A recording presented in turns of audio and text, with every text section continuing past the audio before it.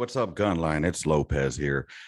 Just gonna do a pre-fucking spill before we get into it. Today I had my good friend Carrero come on, and midway through, we ended up bringing in one of our friends, which is Sergeant Campos.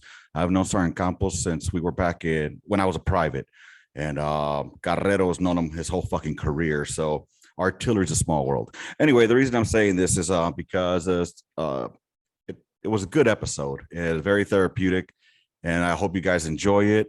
And I appreciate you all, man. I appreciate you all listening to this podcast. And I've been stuck at 129 subs on fucking YouTube, y'all. Y'all need to help me out, brother. Get on YouTube. Let's make it even 130 at least. Can we do that?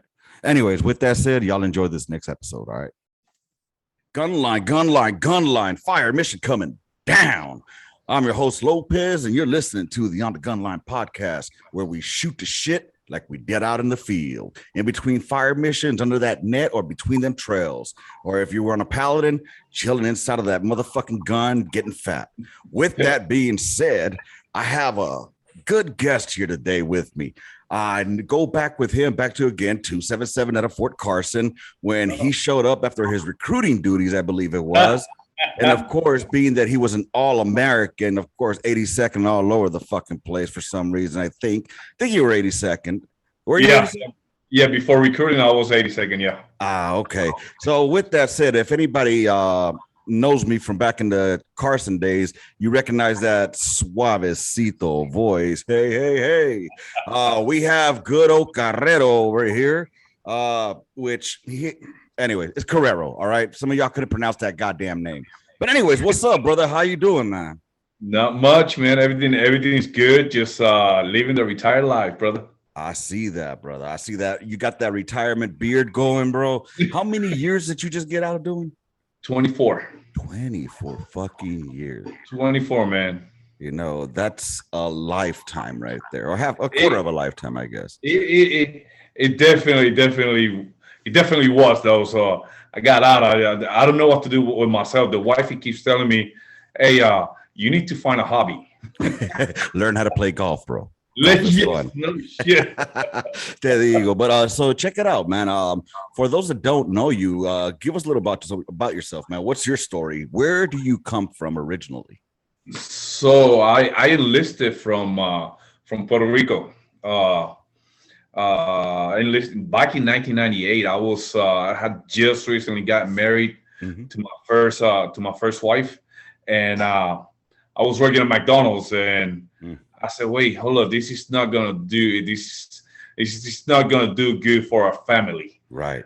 I want to start a family and all that stuff. So I decided to join back in 1998. 1998, and I think you and I are the same age, so that would have put you at about 22.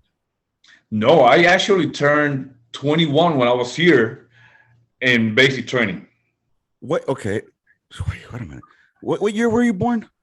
I was 77, man. Me too. Yeah, no, Oh, you know what? You're right. My math is all fucked up, I guess.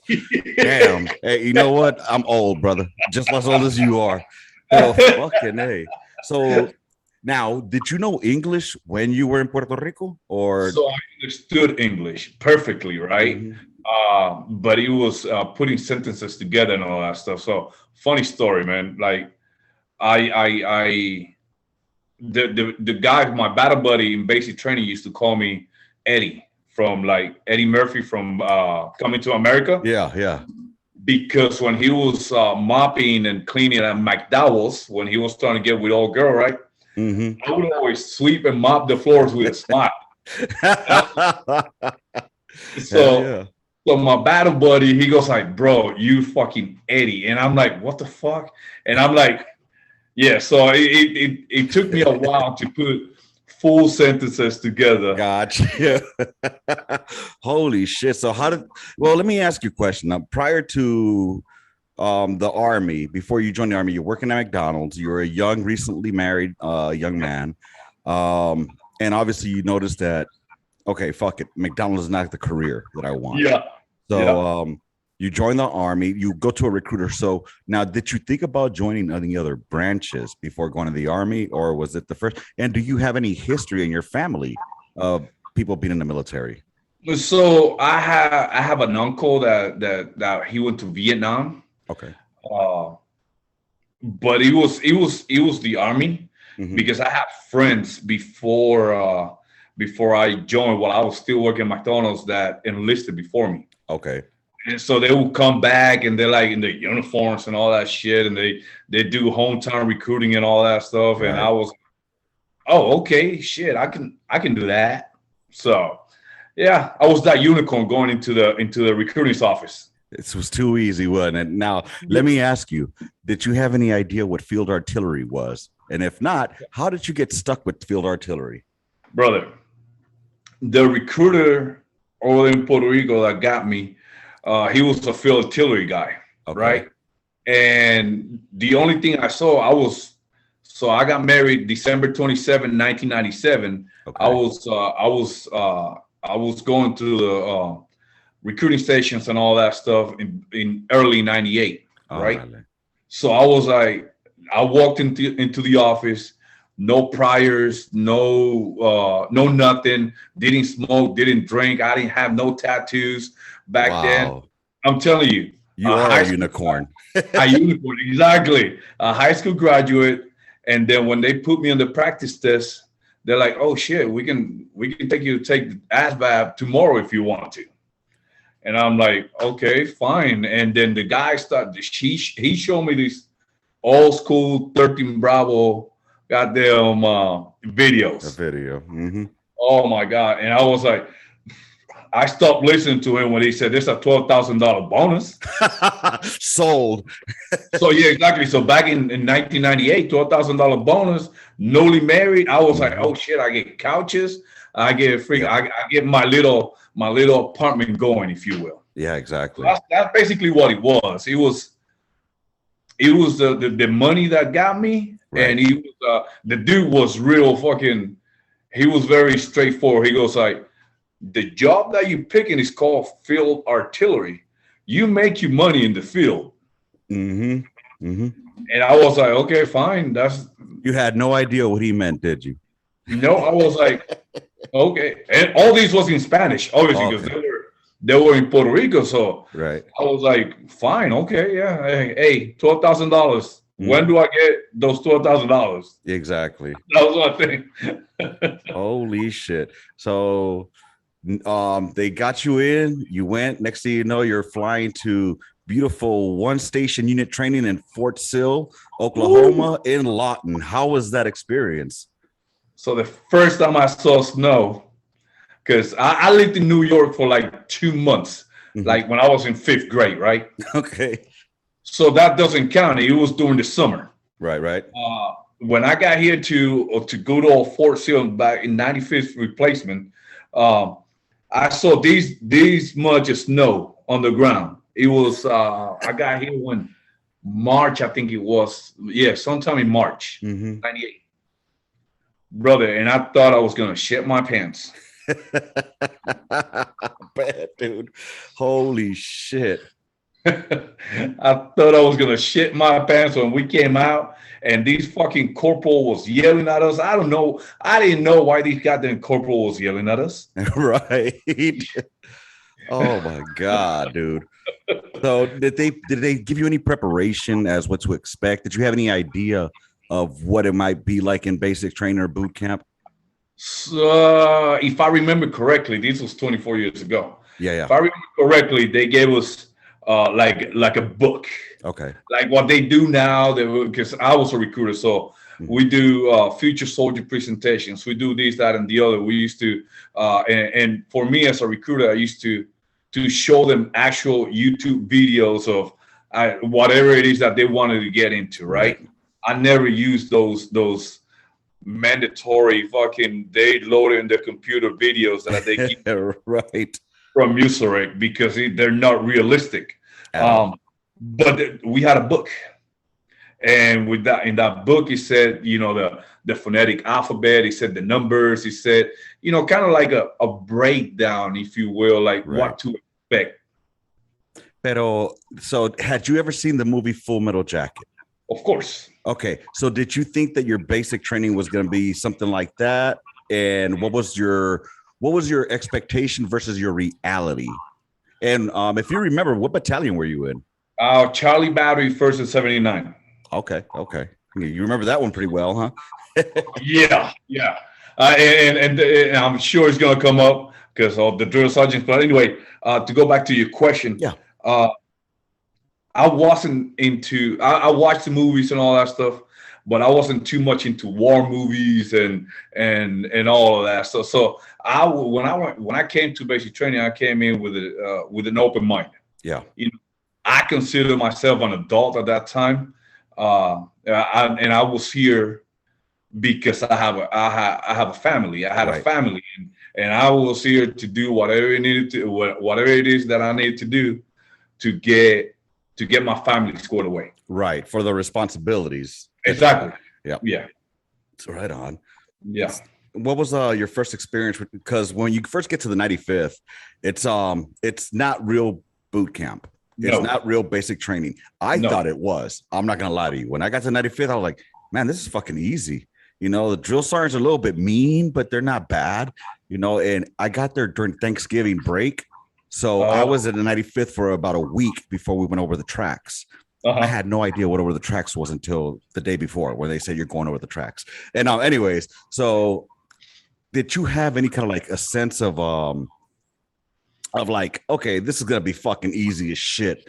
And then when you started getting on the cattle trucks, when did the reality hit? Like, oh fuck, this is real. Oh, it was that day when they packed us all in, and it was after getting your uniforms and all that stuff, and you don't know how to wear it, you don't know how to do any of that stuff. Someone was yelling, "Dress right, dress." I was like, "What the fuck is dress right, dress?" Right. Hurry up, stand fast, this and that, but parade, rest.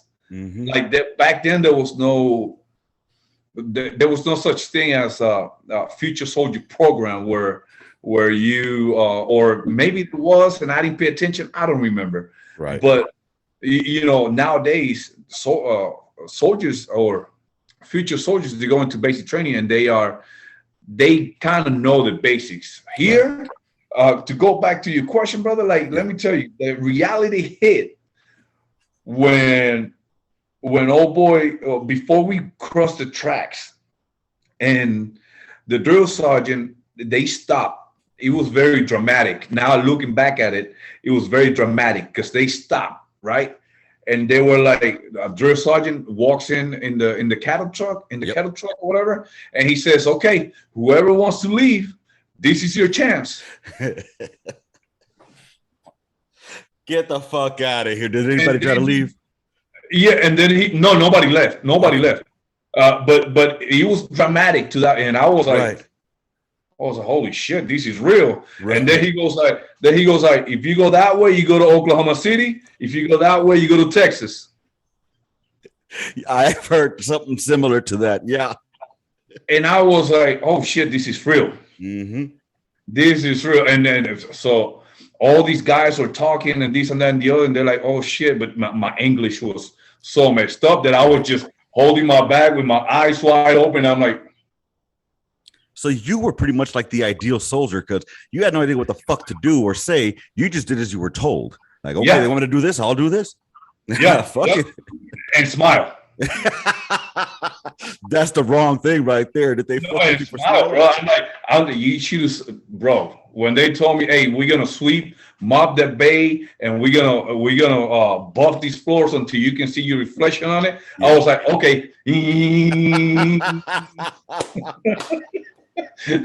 Holy shit, man.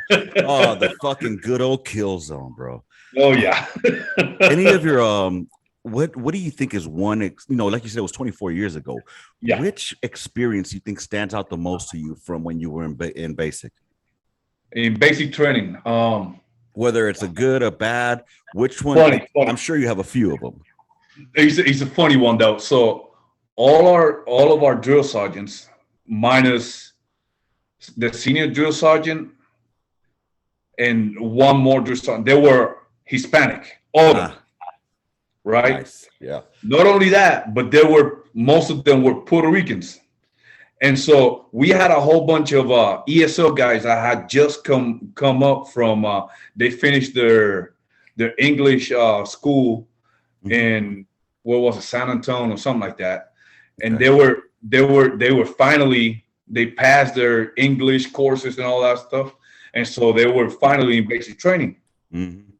Drill sergeants will yell at us because, and I'm telling you, they will yell at us in their broken ass English to not speak English.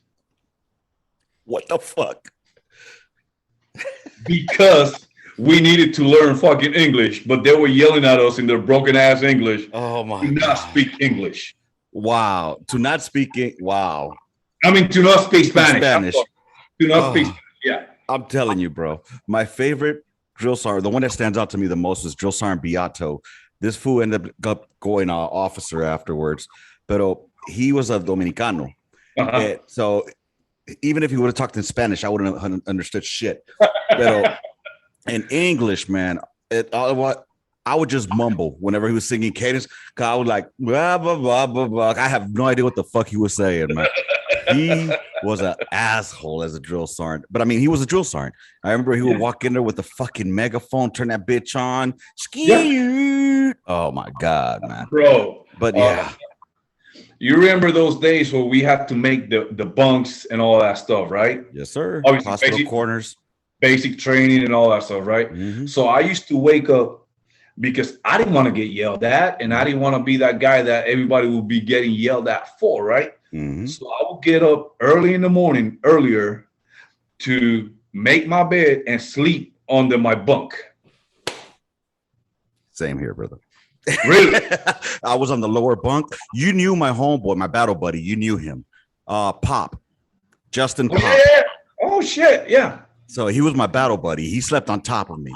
And so fucking I would wake up like right when they would come in, I would make my bed quick as fuck. And I would just hang my hands in between the mattress. I was knocked the fuck out, chief. Yeah, man. We had to be smarter, you know. And let me tell you something, man. Like my battle buddy, he squared me away because, for instance, in basic training, right?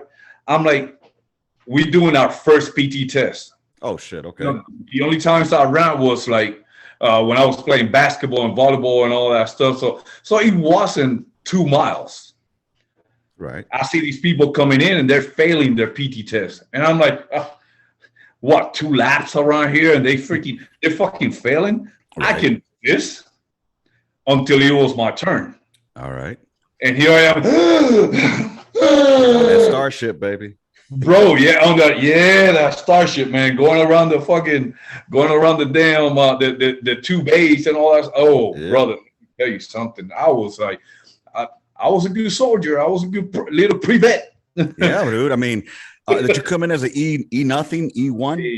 Yeah, E1. Yeah, dude, that's fucking amazing. BDUs. Bro, they don't know about that life. They don't know about that. Now, you came in way before I did, because I tried to enlist in the Marine Corps in 96, 97. Around then, I tried to enlist. But I was still doing knuckleheaded things, and I had a knuckleheaded mind. You know what I mean? So I was not about to change my lifestyle. Yeah. Plus, I only had a GED, so they weren't trying to have me. So, a la verga.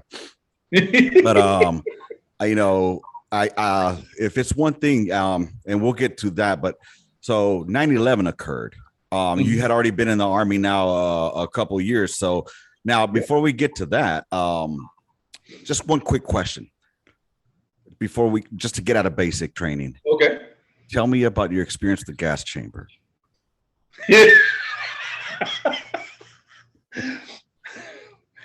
Like I said, I was a unicorn, never smoked, never did anything before basic training. That fucking gas chamber kicked my ass. Of course. Oh man. Oh my God, getting in there and busting that seal open and trying to say my long ass Puerto Rican name and all that stuff. That's right.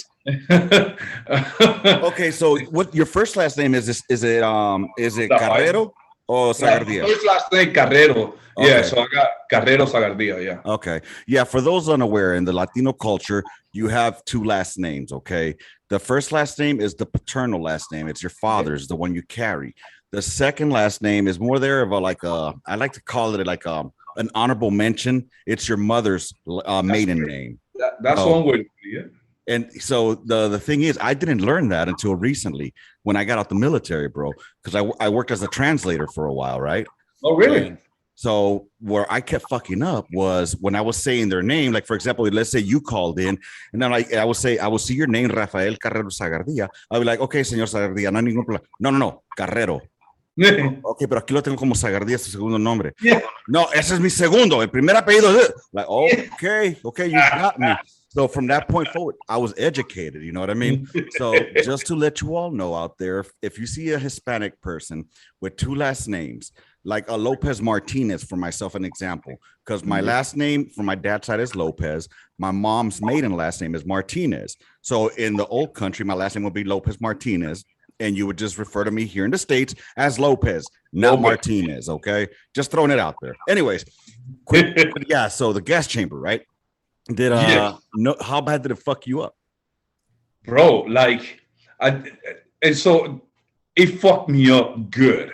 Mhm. Like I'm not gonna lie. I was lucky enough that in 24 years, I went after that, I went to the gas station to the gas to the gas chamber twice.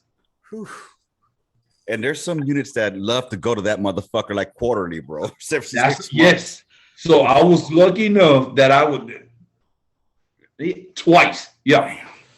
One in Bragg and one in Carson. Brother, I tell you, the gas chamber will always be the one memory that sticks out the most to me. Because I remember Drill Sergeant Showtime, man. Drill Sergeant Showmaker, his name is. This motherfucker told us, is it going to kill you? Nope. But you're going to wish you were dead. Because every time you breathe, you're dying, bro. I tell this story all the time. If it wasn't for Pop, that little motherfucker, bro, I took a knee and fell down, and I was about to start running, and he puts his hand on me. He's like, don't do it, Lopez. Don't do it. Because he told you, if you try to run, we're going to tackle and beat the fuck out of you. And Pop held me down. He's like, don't do it, Lopez. Don't do it. And I fucking pushed through it, and we got out. And Pop was a little short motherfucker from Illinois, man. And he talked really slow, and it was just that was my boy, man. He pushed me through a lot, bro. But that was the one memory. So when I was in the gas chamber, I remember doing this number right here, and trying to say my last name, my first name, my freaking social security, where I was from, and all that. And I'm like this, like running in place was gonna help. All it does is make you want to breathe more. You want to breathe more and all that stuff, and all that CS and all these goddamn Hispanic drill sergeants. Now they didn't want us to speak Spanish, right? Yelling at us in their broken English, like I can't fucking understand you. Oh shit, dude! Did you ever run into any of your drill sergeants after basic and when you were in the regular army? I never did though. I never did. Never did. Holy shit! I ran into two of them. Did you? Yeah, I ran into one was what the hell was his name, dude? Flores, and the other one was fuck, what was Showtime. Drill Sergeant Shoemaker. It's spelled Shoemaker, but it's pronounced Showmaker. He was a bald-headed white dude, and the other one was I want to say Drill Sergeant Flores. His name was. He was a Mexican dude. I ran into him in Korea. He kind of looked like this. Last time I saw him, I think he was a sergeant major by now. So wow, yeah, it's good to see him, man. It's good to see them like with Drill Sergeant Showmaker though. He's like, I ran into him in Afghanistan, bro, on our 2012 deployment out of 277. I saw him in Afghanistan at the A-Lock, and he lands right there in Jaff, and he looks at me, and I look at him. He's like, "You were one of mine, weren't you?" Yes, Drill Sergeant. And I was at parade rest and everything, bro. I snapped to it. And he was like, man, we fuck with y'all really bad. But you know what? I mean, it prepped us for what we were going to get ready for, you know? It did. And a couple of years ago, they came out saying that there's no more shark attack and no more of this, that, and the other. And I'm like, wait, hold on. So now we welcome it pretty much. We welcome in Oh, there you go. Yeah. Me too. For Me those too. that are wondering what we're laughing at, one of my buddies had a U.S. Army Shark Attack veteran T-shirt made, so that's what I'm wearing right now. So, That's but yeah, legit. That's legit. That's legit. I mean, now they gotta welcome the soldiers pretty much in, the civilians, and that's the first that's the first taste of leadership, if you will, that they get. So really, yeah. So I was talking over here. My last position was the brigade master gunner, right? okay. And so me and the sergeant major, we spoke a lot and all that stuff. And he was a smoke one of my smokes at one point, and he was my first on at one point. Oh And shit. so all of a sudden he's the brigade sergeant major here, and we got to talk, and I'm like, and he explained to me. He goes like, well, Sergeant C, look, this is what's happening. Um, you can yell and you can do this, that, and the other, blah blah blah, but not everybody gets that. Not everybody reacts Mm-hmm. the same way. Some people will luck up, some people will fucking try to fight you and this and that and the other. But then the other one is like when you welcome the soldiers, you are their first. The drill sergeants are their first leaders, if you will. Mm-hmm. You know, but drill sergeants are only there for, depending on your MOS. For us, it was what 6 weeks, 16. 16 weeks. 16 because it was basic training plus AIT together. Plus IT together. Yeah. So I never saw them as my friends. I never saw them as my supervisors. They were the people that they were there to make me from a civilian to a soldier. I didn't know yet about soldiering. Mm-hmm. I am with you 100%. I understand what your sergeant major was saying as well. It's saying like, some people don't, and I'm 100% with that. You don't have to yell at someone to get your point across, but that's when you're getting to your section, to your platoon, to your battery, to your unit. But in the meantime, when you're coming in as a regular civilian who has absolutely no idea what the military or how to make you into a soldier, they need to break you down mentally. You know what I mean? They have to break you down because they've got to build you back up into a soldier, into a fighting machine. People call it brainwashing. I call it getting you fucking ready for war. We got to train for war because, I mean, I was never a drill sergeant. I was never in TRADOC. I never did anything but the gun line. That's all I know, so I'm going based off my experience. And you were good at that shit, bro. I tried. You were good at that shit. I appreciate that. I remember you. I remember you getting out there singing cadences and all that shit. I'm like, holy shit, this dude is good. I try, bro. But I'll tell you what helped make me or transform me into the leader I became was the NCOs that I had that brought me up. And one of them that just retired, actually. The Army is a small, especially artillery, is a small fucking world. Yeah. And his name is motherfucking Campos. Oh, okay. That dude was in my section when he came in the Army. Okay, so see that dude, he talked like Scarface and shit. Yeah. I tell you, he was one of I wasn't in his section or platoon per se, but he was one of the NCOs that I admired and looked up to.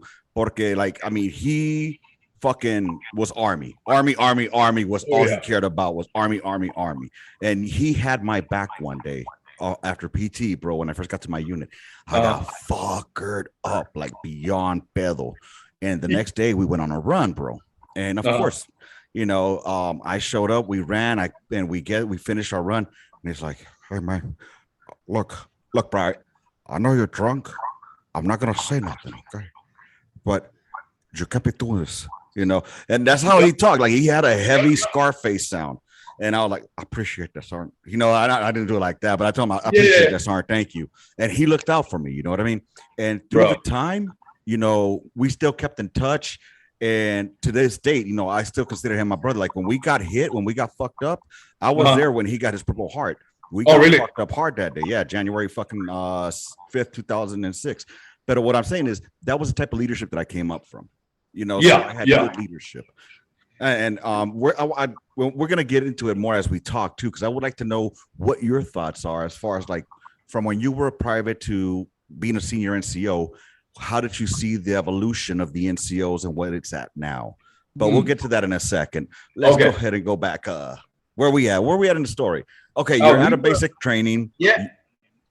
Now, you went to Fort Bragg, so that means they must have been asking for airborne slots. So no. This is funny because I wasn't airborne or anything like that. I got to my first duty station, and it was an airborne unit, and I was a leg, and I was in processing in the brigade building and all that stuff.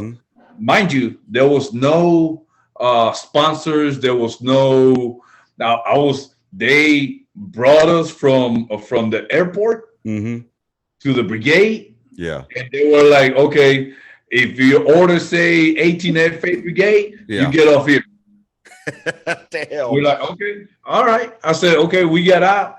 And then I was going to 1321, and 1321 FA Field Artillery Regiment. It was the only battalion back then that we would drop 198. Oh my God. No, not you two. Yeah, out of C-130s. Okay. I'm telling you, that's where Campos come from. That's where Campos come from. I'm going to tell you something. One of my chiefs, another one that knew Campos, his name is Patrick Juarez. All right. Juarez, short little guy. And he was the only 198 Airborne Battalion in the free world. Yeah, that was us. That was us. That was all he kept saying. Like, him and now you, all of y'all, like, oh, even I think Cabrales said the same shit. We're the only one. Oh my God. Well, let me tell you. So I get to brigade, right? Right. I'm a brand new private. Right. I'm with my bags in the brigade building. They're taking me here, there, and the other. These crusty ass master sergeant comes out and he goes like, he start asking people, saying like, oh, you wanna make an extra $150 a month. You want to make an extra $150 a month? I said, Roger that. He got him. What do I need to do? And he goes like, oh, okay, you come here. Let's set him up with airborne school. I said, what the fuck is airborne school? He goes like, well, you're gonna be jumping out of airplanes, but you only got to do it once every 3 months. And I'm like, okay, extra $150 a month. I told you, I was newly married, right? And we were having a family and all that stuff. So I'm like, fuck it. I jump out of a perfectly good aircraft for no fucking reason. Jesus Christ. For no reason, $150 extra a month. And that's how they got me. They got you coached. Now, let me ask you, since we're talking about airborne, I know you airborne characters are very proud of your, jumping out of a fucking perfectly good tin can. But what was that first experience of actually not jumping out of the plane, but I think for me, never jumped out of a plane, but I think the point where I'd be like, oh fuck, is when I got my gear on and I'm walking into the back of the bird. I think that's when I would start probably shitting myself like, oh fuck, this is real. That is not as bad as when the doors open inside, right? And I like to call it the mouth of the dragon, because them motherfuckers open and all that wind comes in and you're like, oh, there's no other way but to go out, but through those two doors. Right. So that's the moment in basic training. I'm not basic training in airborne school. It was easy. Airborne school, it was 1,200 feet. It was very controlled, very like, you do this, do that. There's black hats on the ground telling you, okay, sleep away. They got blowhorns and they telling you what to do. The first jump when you get to your unit is the one you start shitting your pants when they tell you got to jump. Oh shit. To me, that was like, oh, next week we got to jump. And once that name showed up on the roster that I needed to jump because they were going to stop pay, that's when I started shitting my pants. I got you. All right. Dude, it's funny. Again, back to Pop.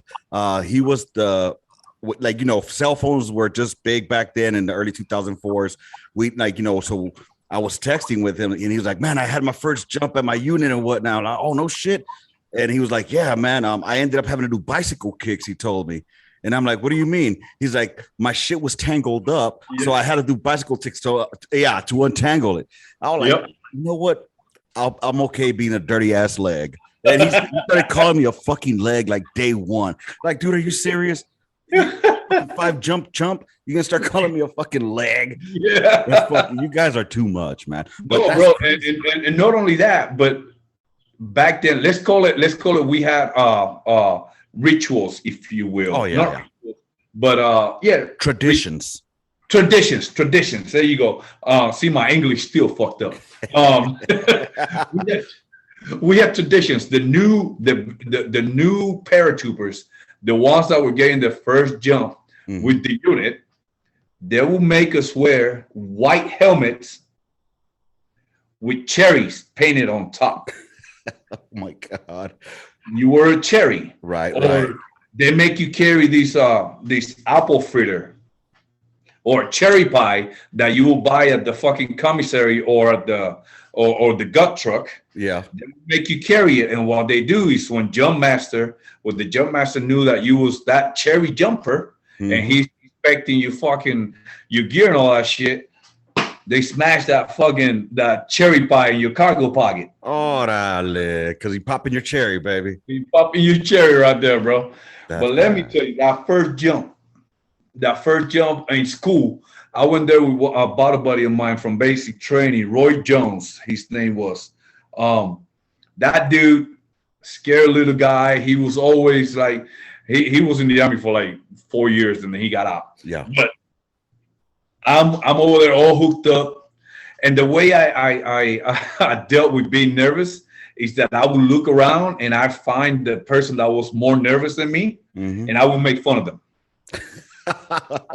That's a good fucking mechanism right there. Good coping mechanism. And so okay. I'm looking, I'm already hooked up. The door's about to open. I mean, they're already open. And I look I look on the other side of the aircraft and my boy over there with all his gear, he's like this. Oh man.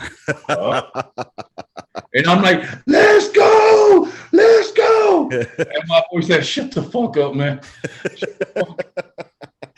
Oh my God. Hey, sometimes that false motivation, man, it turns into actual motivation. It got me through 24 years. Shit. When was the last time you jumped? 2008 when we got back from deployment. Okay. We were supposed to jump one time to stay current. And then after deployment, me and a couple of my buddies, we went to recruiting school and all that stuff. So, yeah, back in 2008. Cool. All right. I'm going to have to stop this right now, send you a new link, and we're going to keep on with part 2 because for some reason I'm only getting 40 fucking minutes now when it used to be unlimited. So fuck you, Zoom. But anyways, I'll send you that link in a few minutes right now. All right, brother? We're going to pick up at 2008 when you came back from deployment. See you in a second. All right, everybody, we're going to come back here. We're on a part 2 of the continuing saga of what is Suavemente, motherfucking Rafa Carrero over here. Carrero. So we're talking about when he had just gotten back from his first deployment. Where did you deploy to? So that was actually my second deployment. My deployment that we were talking about was to Afghanistan. Okay. That's the shitty one. That's the one that I still like.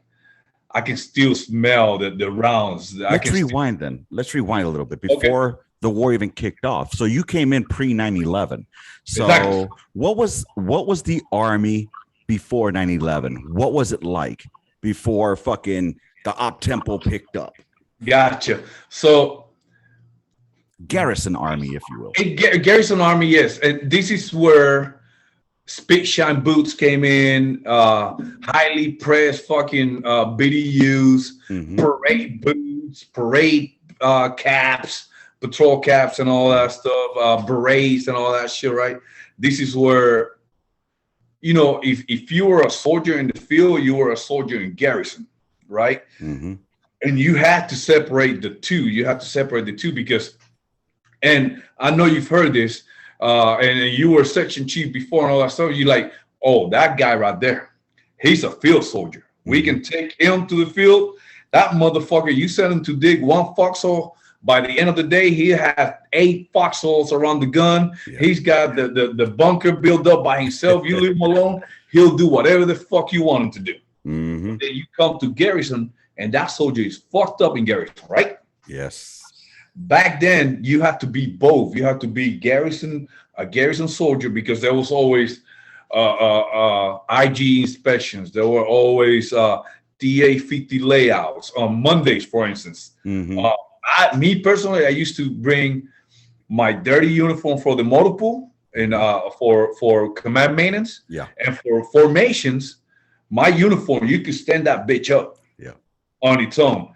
All right. My boots, I could see my reflection in my boots. And there's pictures of me and my oldest son when he was a baby. Yeah. Helping me pitch out my boots. Hell yeah, bro. You know, and I would keep that dirty uniform and those dirty boots in the conics, because after formation, bro, back then when I first saw it, said nobody's leaving the motor pool before 11:30 until for lunch, because it's command maintenance, and that's where your place of duty is. Right. Nobody left. Yeah.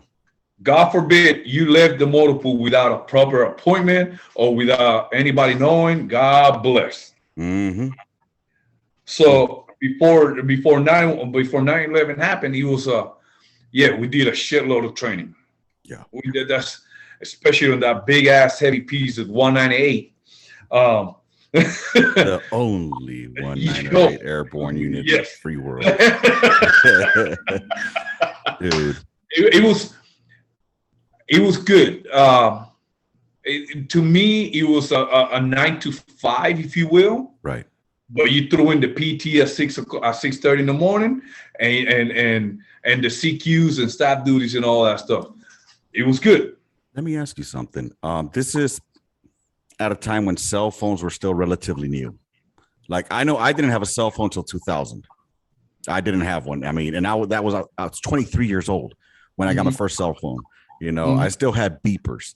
Now, how did you guys communicate back then? Like, if let's say your section chief had to get a hold of you, how was that communication done? Let's say after work. You know, if let's say the Joes lived in the barracks, chief lives off post. How does communication work then? CQ. You call CQ. Like, let's say Private Lopez, for instance, he wasn't in the barracks. You would leave a message for Private Lopez and the CQ. So Private Lopez will have to come to CQ because you have to sign in and out and all that stuff. You know what I'm saying? Just to make sure, because back then, especially I'm talking for Fort Bragg, we were always on some type of alert.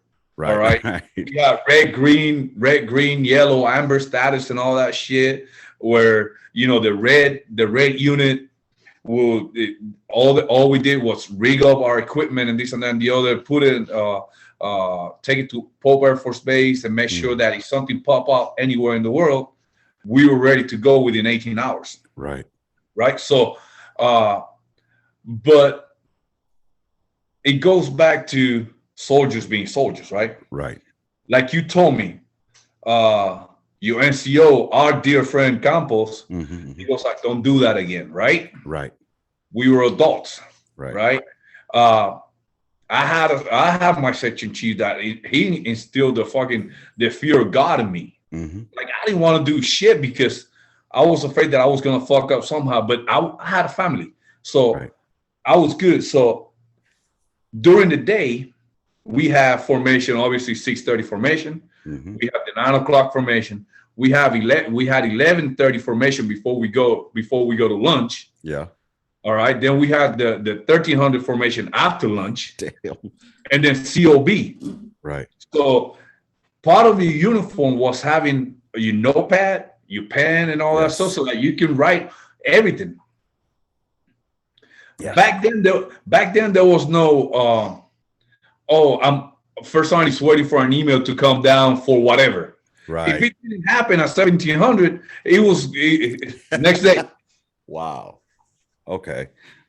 If it didn't happen or you don't have it on your notes, you can see Smoke will be out there putting out information. Everybody from the chief on down will be doing this. Yep. Writing shit down. You know, Yes. it's crazy because even in 04 when I came in and I got to my first section in 05, I came in late. I was 26 when I came in, 27. But my section chief, well, even within the battery, I think it was, I don't know if it was just a battery or a platoon or just our section, but it was an inspectionable item.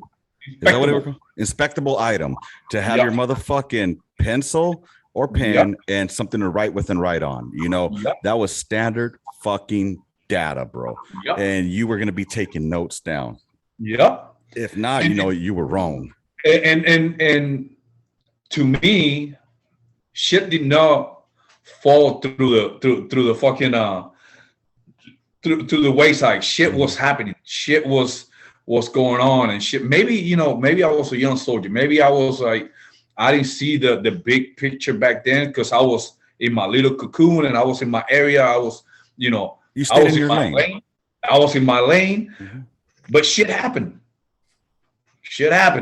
And everybody knew where to be at, how to be dressed, and all that stuff. And there was no like. Let's stay with the same example. Private Lopez. Let's say Private Lopez or Private Carrero for that matter. I went and did some fucked up shit. I went and I got me a speeding ticket on post. Right. There was no paperwork. They told first on, look, you dumbass private over there. He went and got a speeding ticket, right? He's on the bladder report, right? Right. They put your ass in class A's. They sent you out to the gate, to the PX with a sign. Yeah, that was the corrective training. Exactly. I was caught on post doing 70 on a 35. You know, I did something similar to my Joes in Korea. It was still okay to do that. You know, like if they fucked up, they would be in their class A's because this is before we had the dress blues and now the fucking pink and grays and whatever the fuck they got nowadays. You know, and I would have them right there at the gate. You know, either it was like they were late to formation or something like that. And it was something like, you know, but now it's hazing, you know. Now it's hazing. Bro, another one that I used to enjoy doing was who was it? Parsons. I had this one soldier named Parsons in Korea. This motherfucker could not get right to get he was late. It was like a habitual lateness. So I thought, okay, we're gonna fucking fix this. All right, every hour on the hour, you're gonna go change fucking uniform to the uniform that I tell you're gonna wear. Starting right now, winter PTs, run. And he got fucking 5 minutes to get there and back, you know, from the motor pool and back. And so he would go, come back, okay, and I just leave him there. All right, get to work. Let's get to work, you know. And then from there, all right, you know what? It's time. Go ahead and come over here in your class Bs. You know, bye. And it's corrective training. Yes. You know, they used to have something called School of Soldier when you fucked up. And this was in Korea. They wanted to bring it back, but every time you fucked up for the School of Soldiering, you would have to go and spend the whole fucking day in the School of Soldiering. And really? And they wanted to bring it back, but they didn't. I think it had to do with the whole I think the op tempo shit is why they got rid of it. But I mean, I wish that we would have had something like that because I think it would help with the discipline. You know, you wouldn't have motherfuckers on TikTok goddamn dancing. Anyway, that's not a story. That's another story for another time. But and don't get it wrong. I'm sure that you guys pre 9/11, you guys did some dumb shit. I'm sure. Of course, we all did dumb shit. But where I differ is that it was in training environment versus once you get to your unit in the barracks. And you absolutely, because like I told you, I was listening to your last podcast, and it's true. Like it's different. You know, those guys. When I got soldiers to my section, right? I'm not their friend. Right. You know, I'm supposed to take this kid to war and bring him back. Mm-hmm. You know, I'm not gonna fold a flag to mom and dad and tell them, look, your soldier died because I fucked up. Right. You know, it goes back like to recruiting one time. And I know We keep bouncing back and Oh yeah, forth. I told you it was gonna happen, bro. Yeah. It happens. This kid from high school, he comes in to fill out paperwork and this and that and the other. He scored good on the ASVAB and all that. But I told him, I said, look, this paperwork right here, I just need your name, your address, and your signature. Mm-hmm. Simple instruction. He fucked that paperwork up 3 times. He came in with his dad and all that stuff. I told the dad, I said, hey, sir, let me talk to you right quick. I said, I'm not gonna work with your son. Mm-hmm. He goes like, why? Why are you not? What you trying to prevent him from having his dream come true or whatever? I said, no, it's not that. It's just that he can't follow simple instructions. Mm-hmm. And I'm not gonna put him in and he ends up being infantry somewhere. He gotta be in a foxhole and he can't follow instruction to stay on his fucking lane, to watch his fucking lane. Right. I'm not gonna do that. There's 6 other recruiters that can do that shit. Right. I'm not gonna work with him. You know, and you 100% on that. Now I will say this: once a Joe comes to my section, I'm not gonna treat him all friendly or nothing like that, because it's easier to go from an asshole to be cool than being cool to becoming an asshole. So, and I got that from one of my old Sergeant Tatter back in 19 FA. But what I'm saying is, once you're in your section, though, you know, once you're in your unit, you know, like you're saying, these are the guys you're going to go to war with, you know. And I think the difference is, honestly, is that we knew how to keep our fucking mouths shut on what happened on the weekends, you know, because I know I would have section parties, you know, where my whole section would be there. We get fucked up. And then come Monday, all right, back to work. You know, that's it. It was it, you know. And dude, when I was in 19, I had to put hands on one of my soldiers. And I mean, I had to put hands on that motherfucker in the car. And I did. And, you know, but after the next day, told him what had happened, why I had to put hands on him. And afterwards, we were good to go. You know what I'm saying? That if he wanted to throw hands again, we could throw hands. But I mean, that's just the way it goes. Nowadays, you tell a soldier, like, oh, to me, and it goes back to an NCO being an NCO. Exactly. Right? You have to be able to and you don't have to yell, you don't have to cuss, you don't have to do all this, that, and the other to assert your dominance, if you will, over your section. You already got. I had a first on one time that he told me, he goes like, well, he was telling everybody, he goes like, if you gotta yell and if you gotta cuss, they don't respect you already. Right. They already see that you got stripes on you. No matter if it is from corporal all the way to E6, it doesn't matter. You already have stripes. If you think that yelling is gonna make those stripes look better, you already lost your fight. See, and I think you're right. Leadership has different styles, right? Like, for example, I don't think I ever saw you get pissed off or fucking, you know, you were always smiling and you know, rocking out there and shit. I would only yell when I got frustrated. And when I get frustrated and I get pissed off, it's like I get fucking tired. The last time I think I yelled at a soldier was this one black kid named Bonsu. I will not forget him there in 277. That motherfucker. Bonsu, he was a black dude, African looking motherfucker.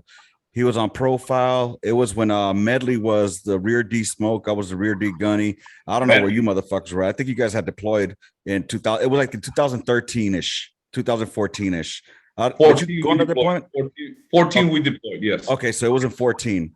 Okay, that's right. I started fucking getting out and when you guys were coming back. So yeah, it was during that time. And anyways, I got to the point where I was just snapping at him, and I was like, "Fuck you, Bonzo! Who the fuck do you think you?" Like, he got me to that point. We were in the chief's office right there where we used to always hang out at, and they could hear me yelling all the way down the hallways. And Medley came in. I forget what other NCOs came in. They were like, "Hey, let's go." I think Bamag came in. He was like, "Hey, let's go." You know, it was just, dude, I was fucking frustrated, and I was done, man. I was just done. And, you know, anyways, so my bad, man. We're fucking going all over. Let's go back to your first deployment, if you don't mind. No. Let's go back to 9/11. 9/11 happens.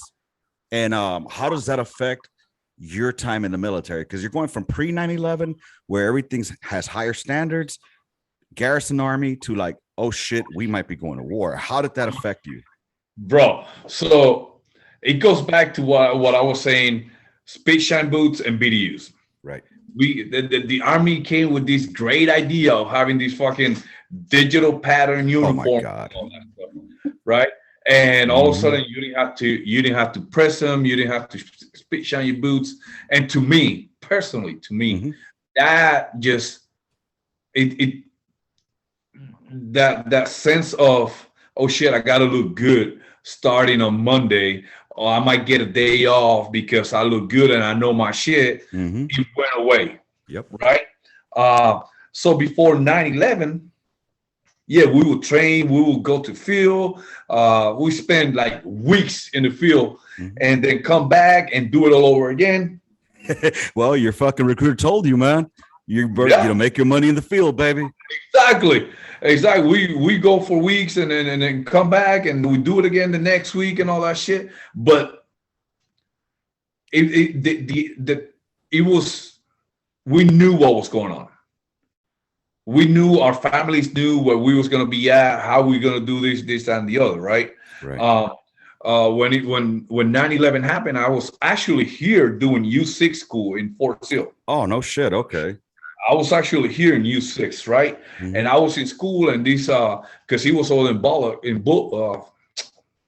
basic officer candidate. Bullock, yeah, over here. And we were in class, and these fucking lieutenants come out, and they're like, "You guys got to come and watch this." We're like, "What the hell's going on?" All of a sudden, boom! We go into the conference room. The second plane hits. And we're like, "What the fuck is going on?" And they say, "Oh shit, we're under attack." I ordered, because I was stationed at that point. I was stationed in Hawaii, and so I was TDY over here, and I called Smoke. I say, "Hey, Smoke, do you need us to come back? Do you need us to? What do you need us to do?"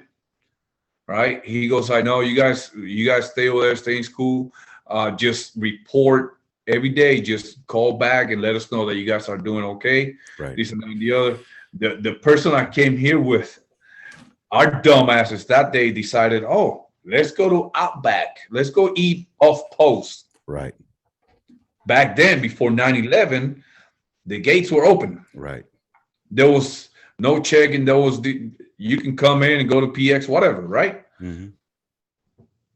We made the mistake of going to lunch at a restaurant off post. It took us 3 hours to come back that day, because as soon as that happened, shit went on lockdown. Fucking everybody was getting checked, 100% checks at the gate and all that. So we're like, "Oh shit, okay." We're never leaving Fort Sill until we have to go. All right. I didn't deploy. That shit happened in 2001. I didn't deploy until 2003 when we went to Iraq. Where'd you go into Iraq? We was in the green zone. We was at Prosperity, Union 3, Honor.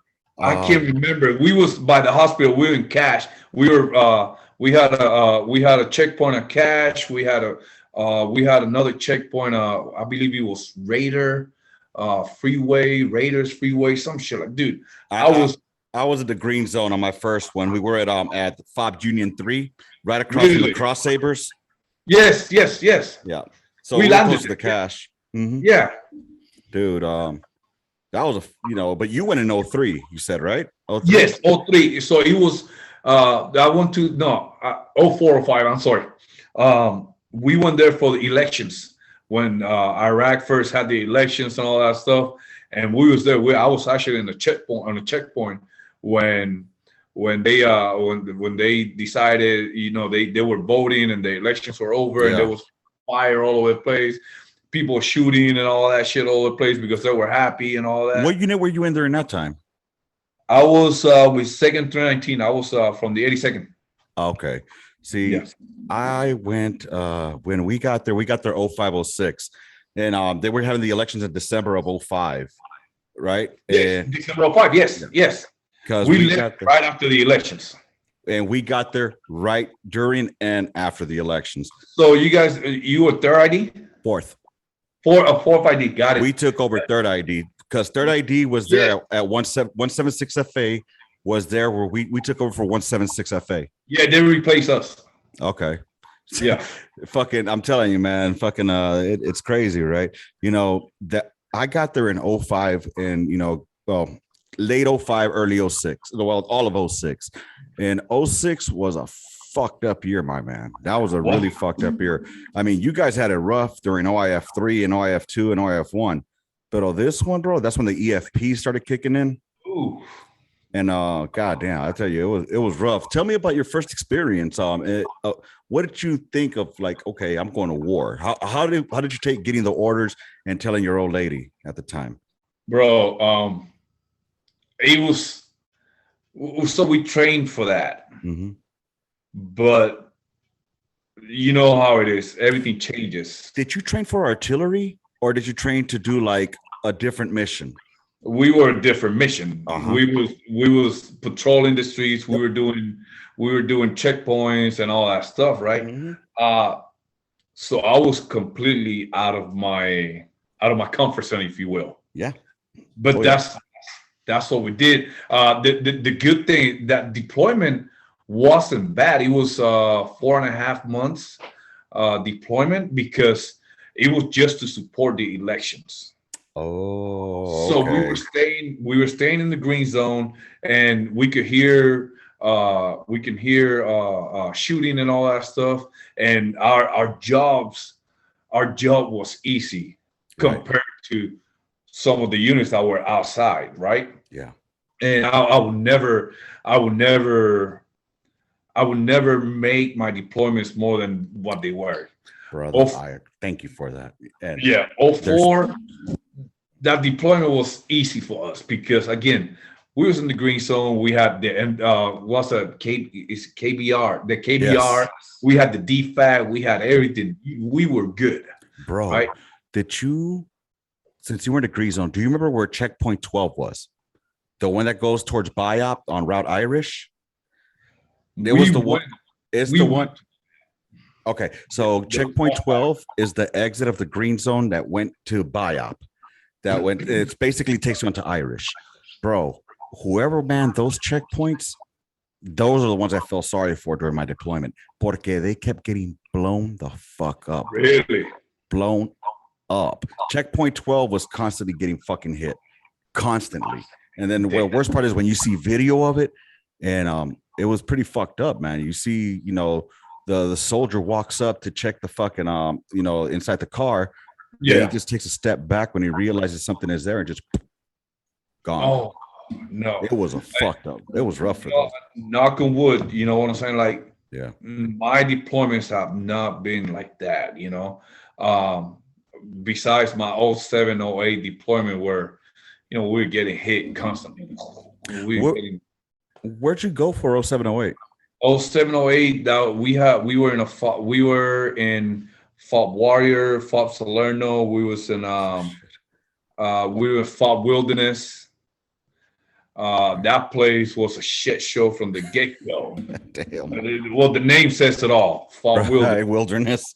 We were surrounded by mountains and all that stuff, and this is in Afghanistan. Afghanistan, yes. And fucking Haji would, like, the people we were paying to build the wall in the front and all that stuff were the guys that all of a sudden on Wednesdays when we were getting hit, they were nowhere to be found because we were giving them the money and they were out there shooting at us. That's amazing. You know, and I'll tell you something. At that point during that period in time where you were in Afghanistan, it was almost a forgotten war. Like people, by that time, yeah, nobody knew, or people knew there was a war going on or a conflict, but everybody was all focused on Iraq instead of like, hey, we still got Afghanistan over here, you know. And in Afghanistan, shit varied. It was not the same as Iraq, bro. These motherfuckers will raid your fucking cop and try to overrun it. Look at Cop Keaton, you know. Yes. Shit. Yes. We had a lot of scares. We had a lot of fucking times where we're like, oh shit, we might not make this night, you know. That's the one that I'm telling you that's the one that I can say with confidence that's the hard one. Yeah. The one in 14, I'm that lucky guy with 24 years in that I only deployed 3 times. Right. Bro, I deployed only 3 times, and I don't even consider my Afghanistan deployment a deployment because all we did was go train at FOB Gambury. Okay. Fucking that's when we trained the fucking ANA, you On know. the Delta 30s. Yeah. Oh god, yeah. It's fucking but you know, it was a deployment. I mean, I guess I'm not going to take away from it. It was a job that we had to do. It was a mission. But like you said, I'm not going to over exaggerate, like, you know, because I know there was motherfuckers out like in Cop Monte, Fob Joyce, and fucking, you know, these motherfuckers, Honecker Miracle, fucking Bostic, they were fucking around up there, you know. Yes. You know, I was, like you said, man, I was just my job had me working with fucking monkeys trying to learn how to do fucking reciprocal lay on a D30. So the D30. The fucking D30 was fucking stupid. And that was all fucking Gunny Atchison's fucking Atchison. Oh shit. Yeah, he was a good guy, man. He was then he went into the warrant officer. He was good. He was good. I've had my own reservations about him. I know. This motherfucker's trying to tell me that I don't know how to use a goddamn compass to fucking lay, and he's trying to teach me all this combobulated how to fucking lay. I was like, okay, Gunny, if you say so, man, if you say so. And then De Jesus was like, hey, what are you saying? This motherfucker's trying to tell me I'm fucking laying the goddamn gun wrong, man. Anyways, we just started laughing at him, bro. You know, he was good at paperwork. He was better he would have been a better officer than he was a fucking NCO. You know, he went to and became a warrant. And that's the thing, man. Some people are not bred to be NCOs. There's a big difference between being an NCO and being an officer. God damn it, I'm running out of time again. So I got to send you another fucking link. All right, bro. And we're going to come to part 3, and we're going to talk about NCOs and officers and the differences that we've seen. Oh, shit. Be right back. All right, ladies and gentlemen, welcome back to the next chapter of the fucking saga of Suavemente Carrero, Puerto Rico. And as you can see, I have a new guest here with us. And this right here happens to be the gentleman that I was talking about earlier that we knew mutually, which is I knew him as Sergeant Campos when I first came in. He was Staff Sergeant Campos while I was in with him. And then he was Sergeant First Class Campos, which is actually Campos Flores, but we already had the discussion about 2 different last names. We're not going to talk about that now. So thank you, Sergeant, for being here. I appreciate being here on the gun line with us. I really appreciated the invite. Technically, I'm still a sergeant first class for about 11 days. Oh, shit. So in 11 days, I will become sergeant first class retire. Well, that's me now. That's me now. I'm first class retire. All right. Wait, so you're still on terminal leave? I got 11 days. So wait a minute. I cannot. You still abide by AR 670-1 then? No, you remember there's a change. When you're on, first of all, I'm on terminal leave. 2 is any UCNJ action against me, it literally takes not an act of Congress, but it takes a lot of to bring somebody back on active duty to face any UCNJ. There you go. Judgment. Hey, Donnie, it's like you were saying. I know this cat for a long ass time. I know Campos. Wow, 1998, beginning of 1999, right? Right. This cat has always been like this. Army. Yeah. Hey, you're gonna say something. You better come out here straight, man. Oh yeah. Like I said, I'm changing my ways. I am changing my ways. It's time to relax. He's always been Army. And then when he was back in the airborne unit, fucking legs, dirty legs. Don't get mad at me. I volunteer not once, not twice, 3 times. You know what I'm saying? Hey, we always tell our guys, you volunteer to serve the Army. Hey, Campos, you volunteer, you volunteer in a time of war, and then you volunteer to jump out of planes. You know, I mean, come on. You know, Campos, hey, brother, we need someone to shake the shoes for us, right? Oh, dale. Whatever. No, a true story. Like literally back in 3, 2, 1, and a lot of people that watch the podcast will tell you, we had a rule. We had a rule. If you were airborne qualified, and if you jump into the planes, that's it. Go do the operation, come back, talk the good game. If you were not airborne qualified, or You were in detail. or if you were not a jump master as an NCO, you're in shoe detail or you're the NCOSC for the parachute detail. Yeah. Everyone else having fun, everyone else that has no wings in their chest, or you're not a jump master, and you're picking out the chutes, you're turning the chutes in, you're doing the shakeout. Mira, Campos, like this. You fucking assholes. So, dude, so we were discussing just how things in the military have changed.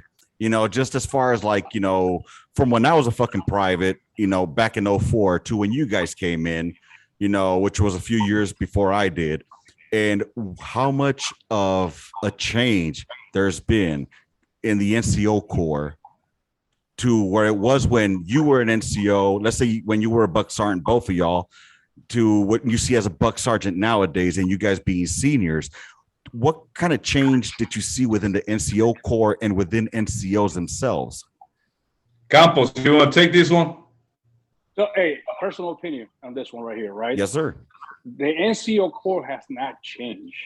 What has changed is actually the way people act around it, or how to deal with problems, or the lack of initiative because they're afraid of that something's going to happen. If they do take some initiative, it might not be the answer that's on the book. The NCO Corps is still there, still taking care of soldiers, mission first, always soldiers always. Shit gets done. But some NCOs are afraid of the political, whatever decisions they might make by helping a soldier, the political rectification that might happen in the unit. Am I politically correct? Yeah. I mean, hey, full disclaimer. When I came to freaking Sergeant, it was Sergeant Hamilton? No, Simon Milton section. Oh, the black dude. Chase. Yeah. When I came in, I got my ass whooped inside the comics on the first week on the job. All right. Yeah. But it was a way. Welcome to this section. Come inside the conics, fight your way out. And when you come out of the conics, you were part of the section. End of story. Nobody will talk about it no more. Nobody will say anything. Wow. But that wouldn't happen now. Hell no. That was a couple of conics is down from my section. So let me ask you something, Sergeant Campos, since you brought that up. Those are kind of in a way like rites of passage almost, right? Like a tradition, if you will. Which is a fine line between a rite of passage and just welcome somebody to the section, and that great line where people step over it and becomes abusive, or actually becomes when you belittle somebody, or when actually you maltreatment of a soldier. Some NCOs, the old school NCOs, they knew the fine line. Right. They knew the gray area. They knew today's generation, they don't. And that's when you start seeing those stories that make it to WTF or in Army Times or TikTok. Or TikTok these days, which is let me tell you, TikTok has no place in the Army right now whatsoever. None. Zero. I think I'm gonna say this very proudly, coming from a leg fucking unit. I think I had the best first sergeant ever. And I got lucky that was my first unit, and that was First Sergeant Brenton, who ended up being Command Sergeant Major Brenton. And I think that the leadership that he instilled to his NCOs and bring it down to us was something that you don't see anymore. I just haven't seen that. There were other good first sergeants that we had, that I had coming up, but First Sergeant Brenton, I think, was the epitome. He set the standard, and I just one like that, Campos. I just wish that I wish that I could get his opinion on what TikTok is and what he sees on there with these fucking soldiers, quote unquote. No. Like everything else. The problem with today is that soldiers use social media to bring attention to themselves. and they forget this is a apolitical organization where not people's business is for us to handle. If they have a problem, people in the civilian sector need to stay out because they might blow something out of proportion or they will provide their opinion. It had nothing to do with what's going on in the situation, you know. So literally, like I said, just having a microphone and having a camera readily available makes, for one, the NCOs, they have to second guess what they're doing because all it takes for a private to record something and then they're gonna alter it or they're gonna edit it to show how the NCO was. It's gonna go from here. It's gonna go from here to here, and they don't see the whole full picture.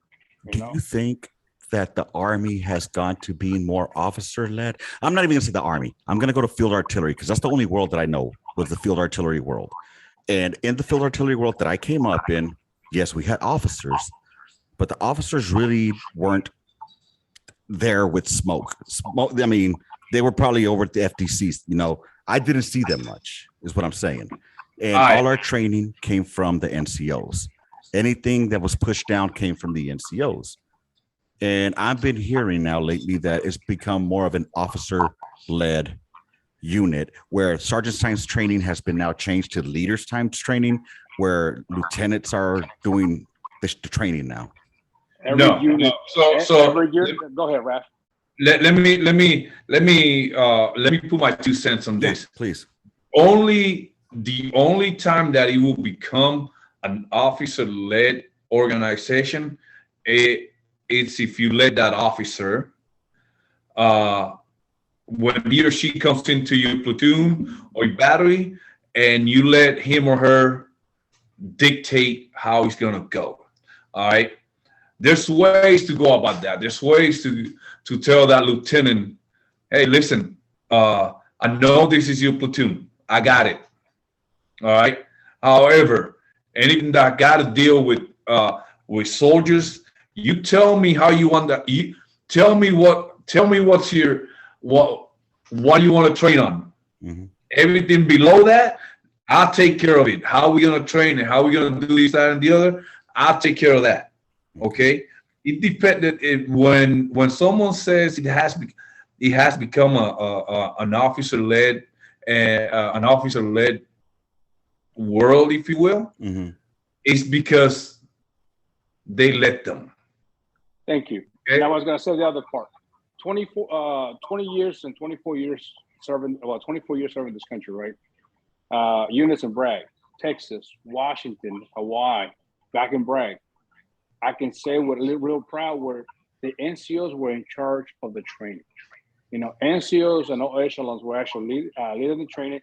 And yes, you cannot delegate responsibility. You always have that. You have to have the officer because at the end of the day, responsibility also goes to the officer.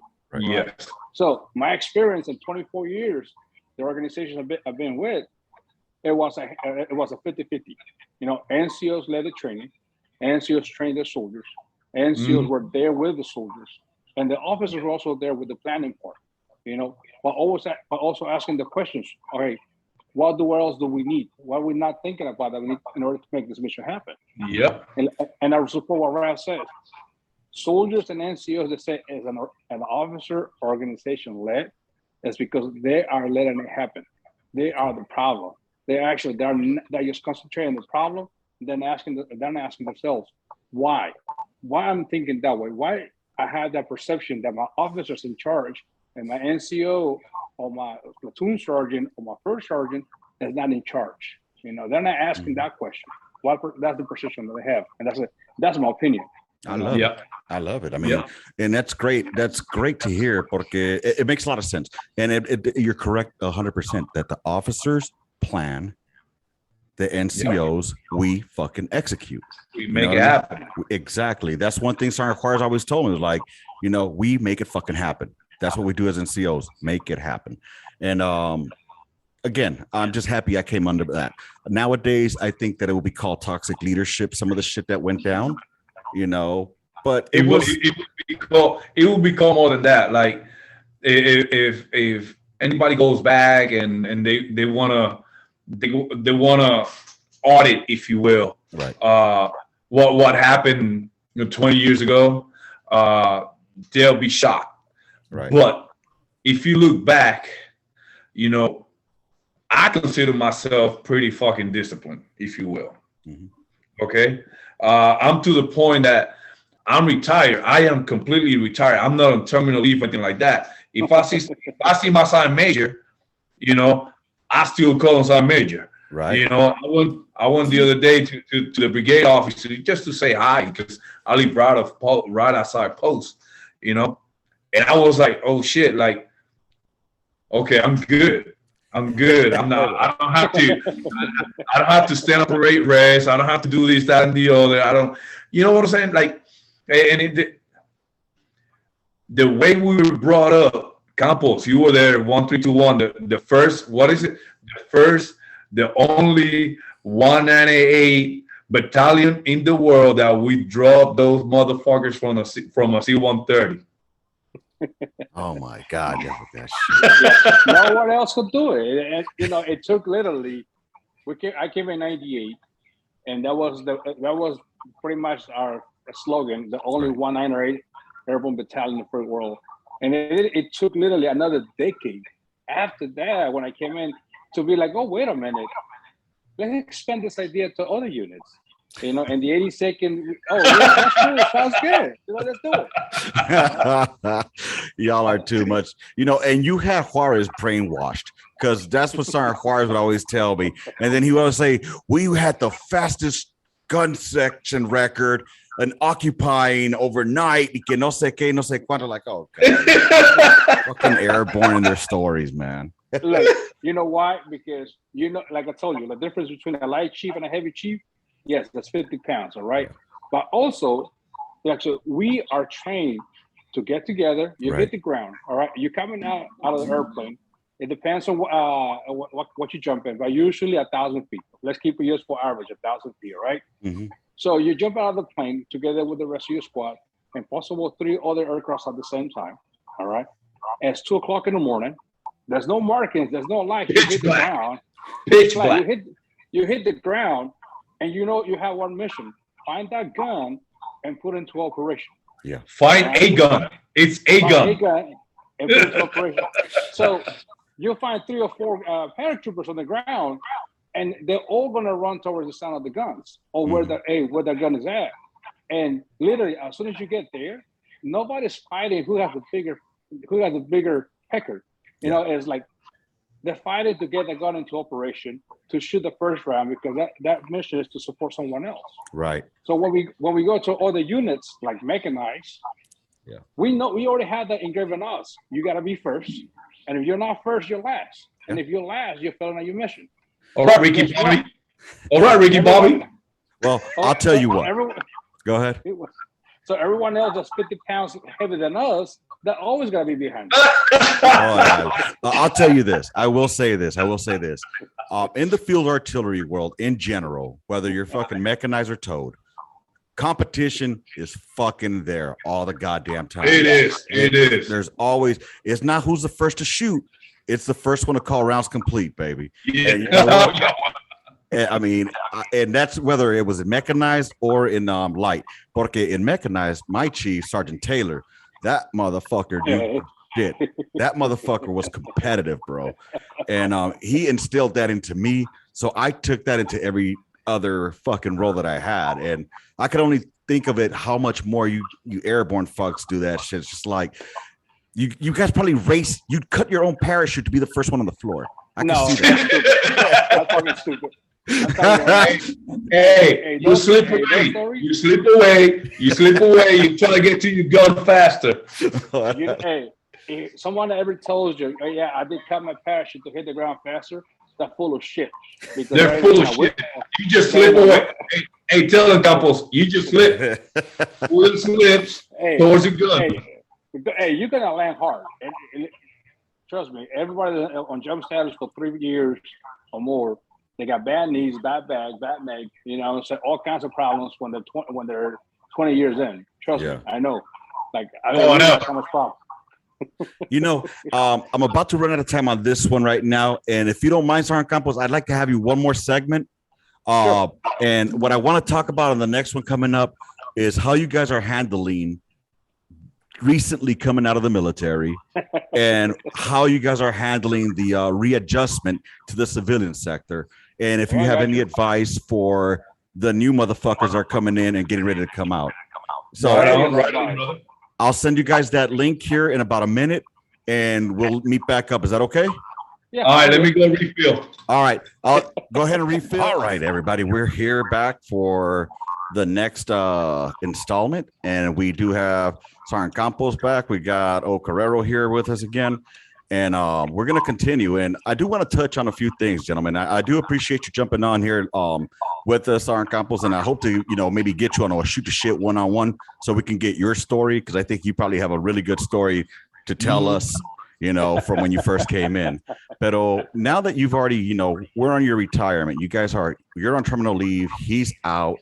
I know myself personally. When I got out, I was excited, ready to hit the road running. But it didn't come without its challenges. After a few months, I started noticing them myself personally. Carrero, starting with you, who's been out a little bit longer than Sergeant Campos, did you hit any obstacles or any challenges when you came out? So, I'm going through that right now. Like, okay, the VA it's not gonna pay you right away. Okay, the VA is gonna take their time. To put in perspective to you guys, my last day in the Army was March 31st. My decision to the VA was done on April 16, but I already knew that I was 100% disabled April 1st. Mm-hmm. I'm not getting paid my disability payment until next week, the beginning of June. Okay.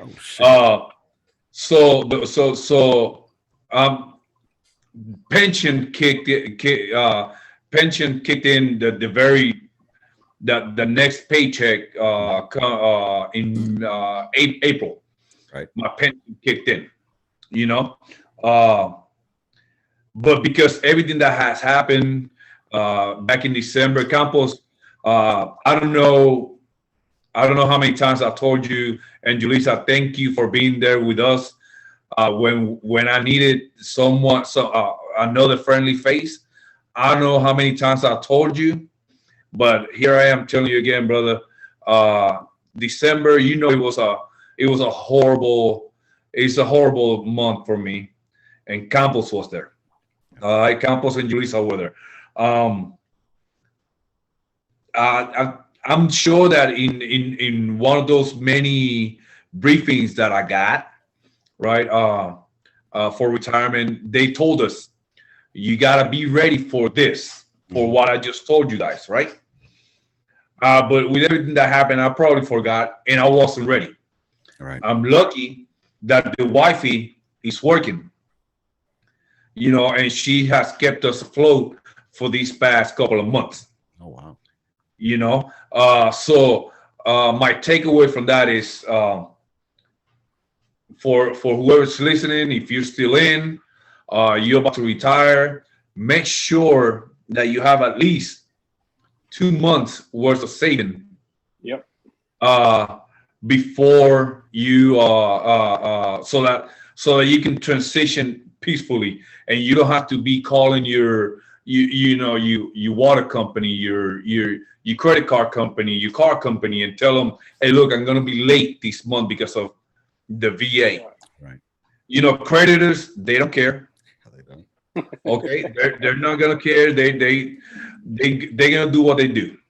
All right, but at least have 2 months of savings or a good credit card that you can use to fucking to cover for those 2 months before all your shit kicks in. Yeah, I call that the oh shit fund. Have yourself a oh shit fund. So with Carrero, what you say about that, the preparation to get out with the VA.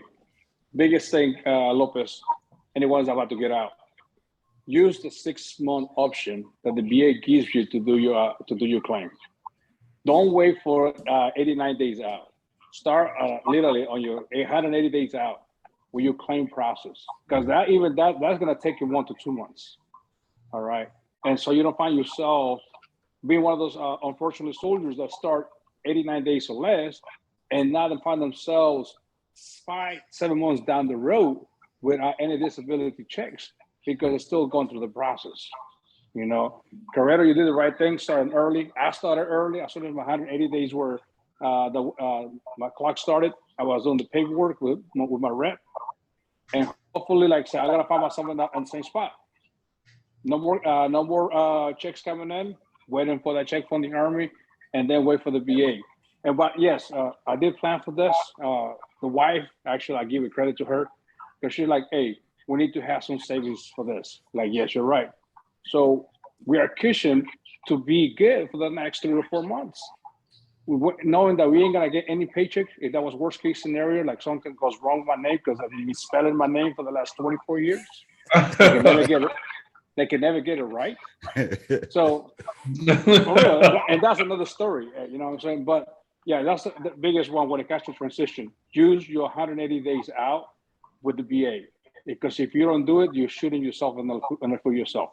Yes. Second thing, medical. All the old timers will tell you, go to Circle. Yes, big deal. Go to Circle. But don't go to Circle. Go to your PA and ask for those referrals for specialty care, because your PA is not a doctor. Right. He's not going to diagnose you, give you a diagnosis with a bad feet, your stinky ass feet, or you're having some things growing, or you have some crazy stuff growing in your hands, or those migraines that you have, or the rash that you have that you don't want to tell no one about. Your PA is not going to give you a specific diagnosis for that. You have to go to dermatologists. You have to go to endocrinology. You have to go to the specialties and make sure they give you the care, so it validates what's wrong with you. Mm-hmm. You know, that's another one, because they tell you go to Circle. Oh, we go to Circle. It gets annotated, but you don't get the specialty care to fix the problem. Or you don't follow up. Yeah, that's another one. You don't make the point, but you don't follow up. You have to be on top of that. Third thing, when it comes to medical, and that'll be like my last part, be prepared for your body to shut down the moment you start working. Literally, 180 days out, I had a plan. 4 months out, I have a plan. 90 days out, I'm going to go on terminal leave, and my body decided to shut down on me. Every single problem that I had that I didn't know I had, it manifested itself. Oh yeah. And I already did my BA claims. So now my new BA claims, I had to wait for me to get out to submit new ones.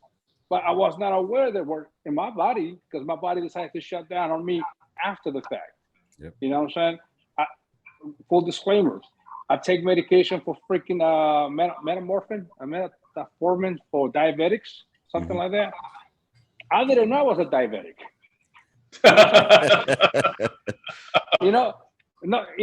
Until I stopped working, I was waking up when I want to wake up, relax for a minute, and my body decided to be, you know what, there's something wrong with you. So, we're gonna manifest it. You know what I'm saying? Yeah. So take care of yourself. Don't stop. Even if you're on terminal leave, keep yourself busy, because your body's gonna shut down. It will shut down on you. It's gonna catch up to you very fucking fast. Yes. Especially once you hit, for myself personally, because I'm 45. Well, I'll be 45 in November. Man, you estás viejo, cabrón. Calm down. Right? I'll be 45 next week. Calm down, fool. Yeah, there you go. Holy shit. Yeah, we're old. Well, you look like you're 45. Huh? I'm 43. 43? He's right behind us and shit. Cálmate. Está hablando mierda ahí. No, dude. One thing I noticed, like what you're saying is, like, as soon as I stopped doing PT and everything just started catching up, like, oh, okay, we're doing this now. We're gonna actually just relax. Here comes the weight. Boom, boom, boom. My metabolism said, fuck that. I'm stopping too. At the age of like 38, I started putting on the pounds, bro. Here it comes. Now I'm here, 4 years old, 245 fucking pounds. And when I got out, I was 199, 200 pounds when I got out, bro. And I still look semi, fit. Now I forget about it, bro. I try to Forget go. about I try to run, which I've never been a good runner ever in my life. And it doesn't work, man. I mean, stay fit, stay active. What do you do to keep your mind healthy? For both of you all. So, All right. full disclaimer for me. Before I got out back in freaking September, I went through a very bad black episode of PTSD. We don't talk about a lot. And when we talk about it, we talk about it as a joke. You know what I'm saying? It hit me. You know what I'm saying? Just a couple of days ago, it was the 10th anniversary of the last soldiers I lost in combat. They were on, they were in Bostic. I was in Hanukkah Miracle. We were there. We're miles apart, but still it hit us all. It hit all of us the same way. You know what I'm saying? Because they were brothers. They were brothers in arms. I went into a 30-day outpatient treatment. All right. Well, they gave me the ability. My command was very supportive. Hey, 30 days. Don't worry about work. Don't worry about your responsibilities. It's going to this place, this clinic, and interact with other combat vets. They have the same. They don't have the same symptoms, but they have gone through some scenarios that's similar to you, but they can identify what's going on with you. You know what I'm saying? That helped me. That helped me because I was in a very dark place where previously, full disclaimer, what you call it's not a secret. I tried to hurt myself not once but twice. You know, but it was a joke. Back then, it was somebody tried to hurt themselves. You're like, oh, the motherfucker's weak. You know, so what the heck is wrong with that guy, right? Yeah. But it will hunt you down. It was going to hunt you down the road, you know. And it took literally 30 days of this intensive therapy with other combat vets to see there was something wrong with me because I was denying every day. There's nothing wrong with me. It's nothing wrong with me. And I didn't overcome it, but it made me better to identify what were my triggers, you know. Like everyone else in the Army, every freaking month there's an anniversary of somebody that you lost. You know what I'm saying? Every month, if you think about it, every month you had lost somebody, either to suicide or in combat. You know what I'm saying? If you do the math or you start putting the dates on the calendar, every fucking month. Remember that? Yeah, it's right there on my wall, man. You know, it's literally somewhere in there. You know what I'm saying? We celebrate every month. We celebrate someone. Their life is for we keep their memory alive every day. But the sad part about it is someone different every month or every week. You know what I'm saying? And that's a toll. And you don't realize until once you slow down. Once you got nothing else to do. When my phone stopped ringing, literally, my phone was ringing every day. That phone was ringing. I used to have my government phone and my Army phone, right? And my civilian phone. They will ring 24/7, especially because of the job that I did, right? But it stopped. The day I went on terminal leave, that phone stopped completely. It didn't ring no more. Guess what? I felt like, what the heck happened to me? Like I didn't matter to nobody. Nobody cares about me. I just became a number. I just became somebody else, another statistic, because my phone wasn't ringing no more. And that it hurt. But I was going to therapy, and I still going to. Full disclaimer: once a month, I go to talk to this guy. Actually, a captain, a female captain. I talk about my month, what's going on, the ups and downs. We work through whatever I need to work through. And okay, it's another month, another day. Let's drive on. You know. So for those guys about to get out, it takes an act of courage to look for help. You know what I'm saying? You know what I'm saying? There's different people. Alejandro one excuses why not to go for help. But the main reason you should go to look for and get some help is to better yourself. Not everyone else. It's just to better yourself. You know what I'm saying? I'm glad you said that. And Carrero, I want to have your take next as well. I think you hit it on the head though there, Sergeant Campos, where it wasn't more of a joke. It was more of a stigma that, because we came up in the era of suck it up and drive on, stop being a pussy, you're a fucking man, and that's the way that we rolled. And you know what's fucked up is those who do, I don't say suffer with PTSD, but those who live with PTSD, they don't put it out there as much as the fake fuckers that do, that want the attention. Exactly. Yeah. You know what I mean? Because it's nobody's business what I have to live with. You know what I mean? Shit. These fucking pieces of shit here, I'm fucking sick of taking them. I'm fucking tired of it. But if I go 2 or 3 days without taking them, my brain starts fucking going crazy. And it sucks. And I think it's what you said. You got to keep active. Keep your mind active. Yes. Porque el día que pare, I'm starting to go bilingual up in this bitch. The day you stop keeping your mind active, the idle mind becomes the devil's playground. And you start thinking stupid shit. For example, I go back to January fucking 5th. And because that was my first fucking event. That was my first fucking deployment, my first fucking mission. And that shit happened. So Campos was behind me in that Humvee. They're the ones that got fucked up. We pulled around. I did first aid on the driver, the gunner. It was a bad fucking day all over. And that was my experience, my first day in my first time on a mission, right? I live with that. So what fucks me up though is that these guys, it was their last mission. That was their last fucking mission. They were going home in 3 fucking days, bro. That fucked me up. And then I started thinking to myself, like, why did they happen to the car behind us and not to my Humvee? Because it was an EFP. EFPs usually hit the first vehicle. So all these things are going in my head. And then I'm like, am I living my life? Is my life more worthy than theirs? So my shrink told me I have survivor's guilt, and I remember the day because, dude, I'm telling you, I can still see Sergeant Campos jump out. He's holding his arm like, fuck, I think I got some shrapnel. And then he goes and he grabs Stuck.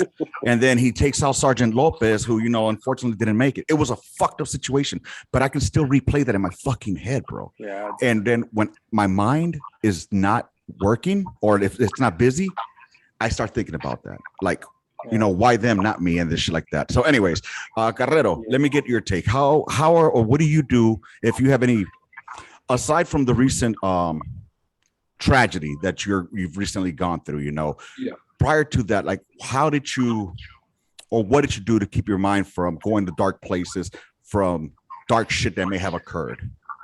So it's like my homeboy Campos said, right? Like, I've been in that dark place where I sat in my shed when I was in Virginia, and I contemplated hurting myself, right? Mm-hmm. I sat there, but then I was like, what are my kids gonna think about? What are they gonna say, right? What are they gonna are they gonna love me the same? You know what I'm saying? And it's gonna sound cliche or whatnot, but what I tend to do is I walk, I get out of the house. My outlet right now is definitely riding my street light. Mm-hmm. I get up on the road and when I'm riding, and I got my music going, and I got and it's me and the wind, and it's. I could be going from here to the store. Yeah. But I'm on twos. You know what I'm saying? When I go to my meetings with the combat vets, that's every second Sunday of the month. You know what I'm saying? It's an out. So making a long story short, is talking. Yeah. Find yourself a hobby. Mine, unfortunately, is an expensive ass hobby. Because riding motorcycles, especially a fucking Harley Davidsons, is nothing. It's expensive. That's because just so y'all know, Harley Davidsons tend to break down all the time. That's why. Maybe you should have bought an Indian. I'm just saying. No, I got a new Harley, man. Mine doesn't come. Mine didn't come with a pee pad because it leaks all over the place. Right. It doesn't. But that's my out. That's my like Campos said. That's my outlet. That's my my happy place for me. That's what it is. Lately, the wifey has been telling me, you need to get out the house more. Mm-hmm. Damn. You need to go play some golf or something because For real. I'm that retired guy, right? That I'm mowing the lawn on a Tuesday morning. Bro, I'm 6 hours south of you. You take the fucking freeway all the way down. I'm in San Antonio, and we go That's fucking right, cruise that's the hill right. country, baby. You know? That's right. But yeah, I'm that retired guy that at 10 o'clock in the morning on a Tuesday morning, I'm fucking mowing the grass because I got nothing else to do. Right. But I find stuff to do. I like I said, I walk around. I get on the bike, whether it is to go to Walmart down the street from here, you know. But Campos, let me tell you something, brother. I don't ride, so you can say the jokes right there because I don't ride a bike. So Campos, and let me all tell you right. something, brother. And the people that are listening to this and all that stuff, I want them to hear this shit. You're not allowed to fucking hurt yourself because I will come. That's right. Hey, listen, no, listen. I will come over there, make sure you survive, and then beat the fuck out of you. The thing is, so that's in the past. So that's the other point was about transitioning out. In my case, you know what I'm saying? It took 23 years to actually look for help and find a way to interact with my demons. You know, we drink now together. You know what I'm saying? I'm not afraid of them no more. We drink together. Yeah. Water in my case now. I don't drink no more liquor. Feel you, man. Only once a month now. But part of getting out was get the help that you need while you're still in. Do not wait to get out and get the help. I'm not saying to get a better claim. I'm not saying to make yourself more pity to others. I'm not saying to validate what happened to you. What I'm saying is do it while you're still in. So with time, we can break the stigma that exists that soldiers need to look for help, and it's okay to look for help. It's okay to talk to somebody. Because old timers are getting out and they're not looking for help. The new generation are going to have the same problems that we have. They're not going to look for help because if you look for help, you look weak. See what I'm saying? You ain't got to worry about the new school guys because the new school guys, they're not. Their war is going to be on TikTok and social media. You know exactly. I was gonna say something like that, like Campos, Danny, and myself right now, and some of you listeners. Danny, like, you know, before when we came in, when Campos and I came in, we had those Vietnam vets, right? The Vietnam vets had who?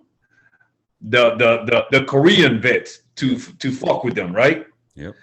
The Korean vets had who? The World War II vets, right? Yep. What I'm trying to say is that we made our place in history, Campos, Danny. We made our place in history. There's gonna be books out there, like they wrote about fucking World War II and Korea and Vietnam. They're gonna write about Iraq and Afghanistan. Right. We were there. Yeah. All right. And we got each other's back. No matter. Our generation is that generation that we are like, oh shit, where the fuck were you at? You deployed? It doesn't matter what branch you were, what fucking MOS you were. It doesn't matter. Like, oh fuck, I was there. You know, look at us three right now. Here's one thing I want to say about our generation. We may not be the greatest generation, but we were the greatest of our generation. Because there were a bunch of fucking pussies out there who never fucking joined the fucking military, and they can go fuck themselves because they want to go goddamn hug a goddamn tree and tell us how the military should be run, call themselves theys, thems. But you know what? They never raised up their motherfucking right arm and said, I'll do it. Meanwhile, you have a man over here, Mexican immigrant, came over here, took the motherfucking oath. And from day one that I met him to the last day, it was Army, Army, Army, fucking airborne, airborne, airborne, Army, Army, Army. I'll tell you, one thing that tripped me out was when we were in Baghdad, he had a picture of himself in his fucking airborne camo and gear. And he still had that picture. Bro, yeah. And I asked him, why do you have that? He's like, it still remind me of tougher times than this. You know, like, oh, all right. You know what I'm saying? But, you know, here you got this, right? Yeah. Oh, yeah. Yep. It's in my wall. You know, it's. Oh my God.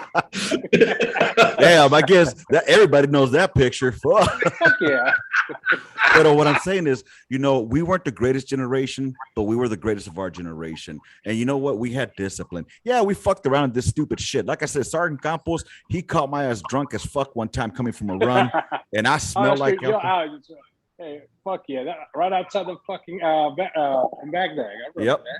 Oh God! No, I didn't even bring that. I didn't even bring that part up. Oh damn! Damn! I was talking about when you caught me at the barracks coming back from a battery run, and you smelled me, and you were like, "Hey." No, okay, that's another one. Then. Yeah, the Baghdad story. So yeah, just so you know, Carrero, I got the Article 15 in my unit for getting fucking drunk in Baghdad. That was this guy. Yeah. But it was even stupid when this was what 2:00 in the morning. Yeah. You were walking around trying to sing, fucking bottle in your hand. Like, what the fuck are you thinking, man? Like, literally, just go to your room, get drunk over there. Shit. Yeah. Okay, so in my defense, I had I had never drinking moonshine. I had no idea what moonshine was. And my commo guy, Roberson, he brought moonshine from North Carolina in a Listerine bottle. And I was drinking that with Rippets. And next thing I know, Mendes came by and he had tequila. And I took a shot of tequila, mixed the moonshine with tequila. Next thing I know, I was throwing up. I got busted. But guess what? I still made my 5 and 3 and my 6 and 4. You know, I learned from that lesson. You know what I'm saying is what I'm saying. Awesome, yeah, things were different then, though. Things were different. You know, like I said, those are our stories. You know, so like you were saying, we were raised by the guys from this store, this issue. Yeah. That's the guys that brought us up. You know what I'm saying? Like, and the stories that we have, there are similar stories that they had. And today's generation, they got some similar stories. But we go back to what? Social media, the ability to something that is private to you and your friends, and you're doing something stupid. Okay, do it with your friends. Do it safely. It should stay there. It should stay there between your friends. Don't put a fucking camera on it and broadcast it to everyone. And then the next day, somebody's asking you about your behavior, and you're like acting stupid. It wasn't me. You fucking dumbass. It was you. You did it. You recorded yourself. You know what I'm saying? It's right here. You can see it. Like I told you, hey, somebody told me this.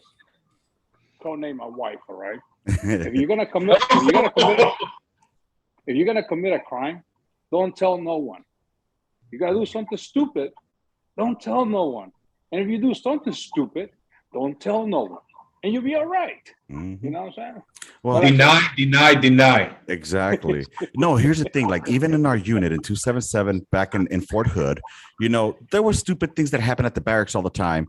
Pero, you know, like, for example, we had 2 knuckleheads that decided to sneak on post through the fucking trunk of a car. Yeah, freaking Hubbard and Walker. And Hubbard is a fucking first sergeant now. Yes. First sergeant Micah fucking Hubbard in 277. Yeah.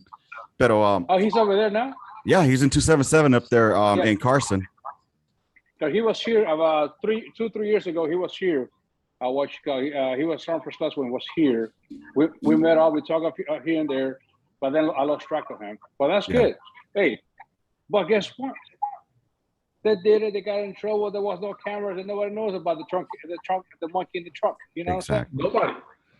Nobody. Exactly. You know, things have changed. Porque, I mean, there were video cameras back then, but it's not like we're gonna like, oh, wait till they see this shit. I think that we were too scared to fucking our chief would fuck us up. Yes. You know? Yes. Chief would, like, my chief. I wish you knew who my chief was. Carrero. They call him Tank. All right, his name is First Sergeant Taylor. This motherfucker, short, stocky as fuck, and hey, motherfucker, get this shit going. Cool as fuck, but don't get him pissed off. And that was my first section chief. Holy shit! I got my chief.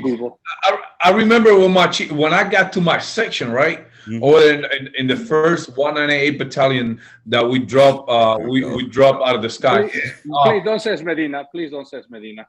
Medina. Yeah. He told me, he goes like, oh shit, you Puerto Rican. He goes like, I don't give a fuck. When it's time to work, it's time to work. Because we ended up being neighbors on Paul's house. And he goes like, "You Puerto Rican? I'm Puerto Rican, but I'm from New York. I don't give a fuck if you're Puerto Rican from the island, right?" He goes like, "You're gonna do what you're supposed to do, fucking private, this and that and the other. But at the end of the day, you can come over. We can hang out and drink some beer at the house afterwards. But work is work." Right.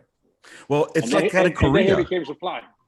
Oh no! Yeah, shit. he ended up being supply. Yeah. What the fuck? Well, one thing he fucking reclassed. Well, check this out. In Korea, it was like that, because you're stuck with fucking NCOs and officers, everybody living in the same fucking area, and you might do shit in the Ville, but guess what? Come Monday morning, you better leave that shit where it's at. It never fucking happened. You know what I mean? People knew how to keep their fucking mouth shut. Because we go back to phone. We go back to the ability to have something in your pocket, yeah, and you like to videotape yourself do something stupid, or your friends videotaping you do something stupid, and then to make sure everyone knows about it. And when you get in trouble, they're asking themselves why. You already know why. So that's just the ability to show what you do to others. And now, hey, your battle buddy's fucked up. Pick him up, put him in the bed, put him sideways. So if he pukes, he doesn't fucking chuck on his own vomit. Yeah, exactly. Watch over him, and that's the end of it. I got a question for you, gentlemen. I have a question before we wrap up. We got 6 minutes before this thing ends on me again. So 6 minutes, and we're gonna have to wrap it up. Pero I just got a question for you all. If we could start with you, Sergeant Campos, since you're the one that just most recently got out. I'm still in. What advice would you give to young NCOs to them so that they can no longer be looked at as jokes? Because there's some NCOs that are just stripe wearers that look like a fucking joke out there. What would you give? What kind of advice would you give? What advice would Smoke fucking Campos give a new E5? One, don't be afraid to try. As an E5, you don't know all the answers. We know you're gonna fuck up. And then whatever mission you get, don't be afraid to take it. Do it to the best of your ability. But if you fucked up, find out what you fucked up on it. Fix yourselves. And when you have the same mission again, you already know what you're gonna fail at. So you're prepared for that and actually overcome it. Because by the time you go staff sergeant, you already make all your mistakes. You know what I'm saying? So another thing is take care of this. When you say you're gonna take care of a soldier, don't just say it. Actually do it. You know what I'm saying? I know 101 NCOs that say, "Oh, I got my soldiers back."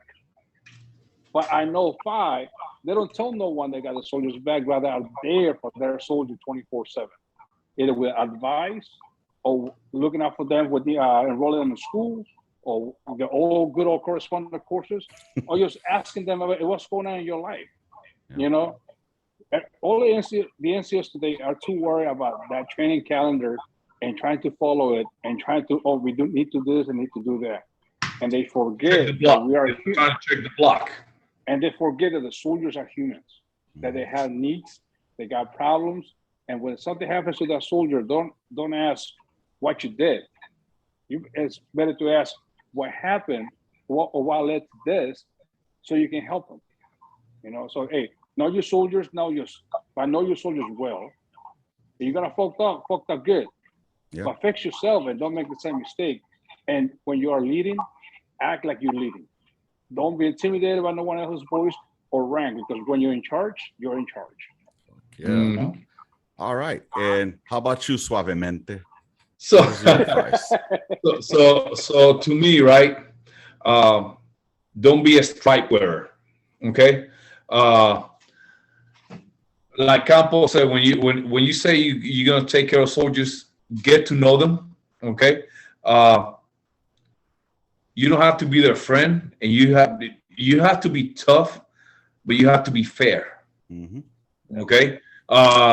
You can be tough as nails and still be fair to those soldiers, and they will appreciate that more than you being a softie and let them run all over you as an NCO, right?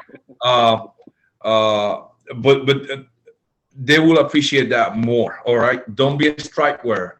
when I say that is don't be there for the paycheck. Right. Okay. When you get to know your soldiers, you get to know them. And knowing them, he's not going out to the bar with them. He's not going out clubbing with them. Knowing you soldiers, it's like Campos said, it's like, hey, listen, or hey, what did you and your wife do this weekend? You know what I'm saying? Like, do you guys need anything? Okay, I know you guys just had a baby. You guys need anything? Okay. Legitimately take care of a soldier the way that you would like to be taken care of. If you are a brand new soldier in that unit, that, like me, my first fucking full sentence in English was when I was in 1321, the only airborne battalion that drops out. Hey, we got brainwashed with that. You know, and that's another thing. You know, the melting pot that we have in the Army. All right, I give credit to Carrero because he spoke a better English than I did back then, and still was broken English. You know what I'm saying? You know, you know, the way I learned was actually reading books, enunciating, and memorizing the NCO Creed, with your pre-jump, some technical stuff from the dash stands. Hey, those are good phrases. Let me use them. You know, so it did work for me.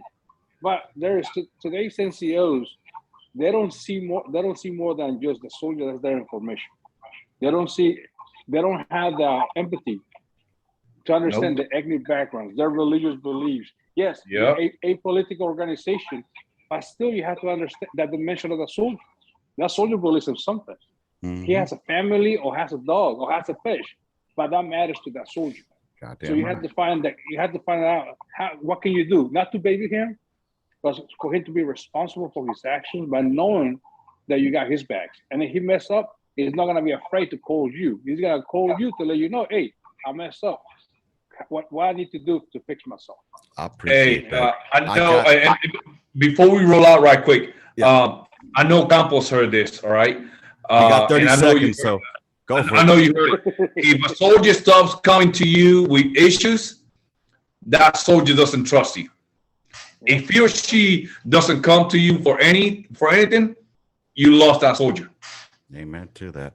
All right, gentlemen, I think I got 10 seconds left. So I just want to tell you all, thank you very much for joining us here on the Gunline. All right, y'all. I hope y'all enjoyed that episode. I fucking did. I wish it could have gone longer, which I'm sure it could have, but it just gets kind of aggravating about fucking telling me that I got 1 minute left and it fucking cuts out on me and all that shit like it just did with us right now. Anyways, y'all, I hope y'all have a great weekend. Enjoy this weekend. We got Memorial Weekend coming up as well. I know it's a tough time for some of us, and make sure y'all reach out to your fucking battles, and I'll catch y'all on the midweek memo where we're going to talk about fucking officers, motorboating, motherfucking titties of an NCO. Anyways, I'm sure you guys know what the fuck I'm talking about. So with that said, rounds complete, end of mission, Gunline out. Bye, motherfuckers.